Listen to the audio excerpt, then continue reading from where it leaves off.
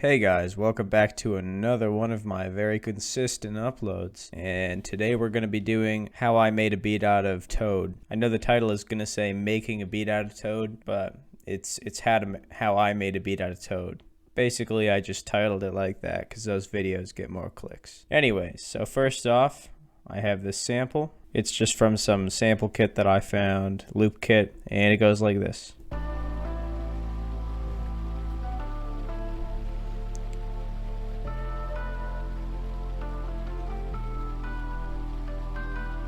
Alright, so that's the sample, you get the idea. So first what I did, I really didn't do a ton of effects compared to my other beats. This one is pretty simple, pretty straightforward. I just put on a high pass there to cut out the lows and I structured it a bit.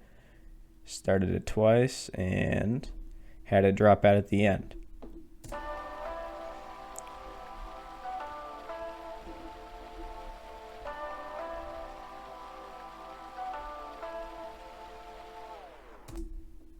Yeah, so that's the intro. And then once we get in, I have the whole sample reversed, so it's going to sound like this.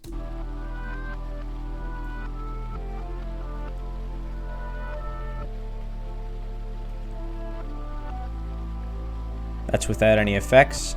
So then I'm going to put a high pass on that. That way my 808 isn't going to interfere with it once I add that in. Another thing I added was just a clap. As far as effects go, there aren't any effects on the clap. Just a really basic clap. After the claps, I just added some kicks on the offbeat. It doesn't hit right away. It does on the second beat though. There you go. So hearing that all together, it's going to sound something like this.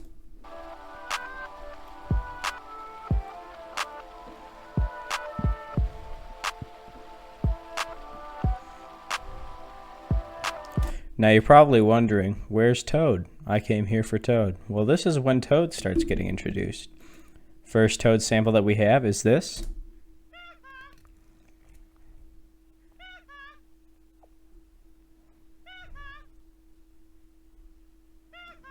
And then we're going to add some effects to that. Just reverb to give it a bit of space. And it's just going to kind of sit in the background.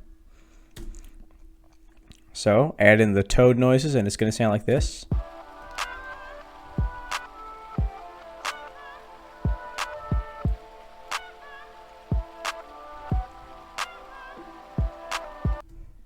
Alright, that's that. Alright, so now is when all the stuff really starts to kick in a little bit. So we have the Toad transition. Yep, it's just Toad screaming. So then we're going to add some effects on that. We're going to add some plate reverb and then some normal reverb. And it's going to sound like this now. Yep. Then another thing, we're going to have the hi-hat come in. It's really like spaced out.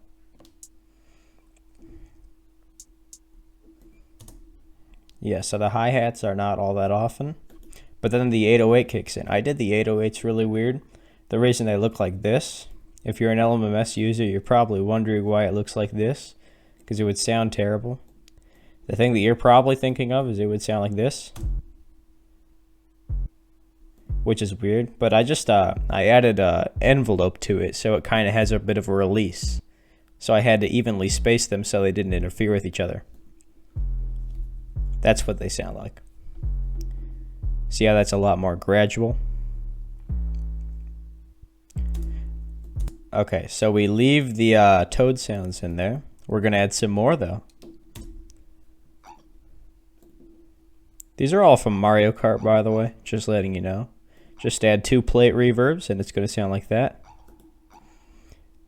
Alright, and the last one. Add some reverb to it.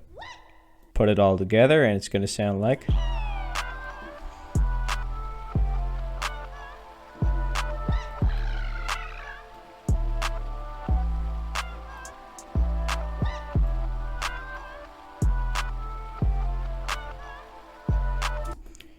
Oh, and I did forget this one also has effects, so this is just Toad.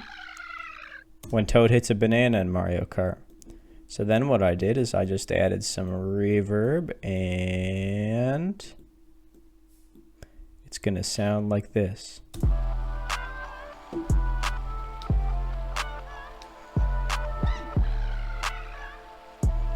You can kind of hear it in the background there. Anyways, so then we're going to do a little bit of structuring. We're going to let the hi-hats get a bit more consistent. They're going to go. Very simple.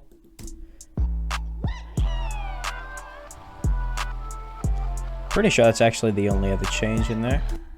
Just some more general structuring, you know. We're gonna have this little part here where I took the 808 and I put it into reverse. Just like that.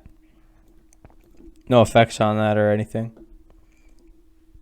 And I think I've shown you all the components of this. Yeah, I think I have. So here's the finished Toad beat in its prime form. If you enjoyed this, please like and subscribe. And yeah, here you go.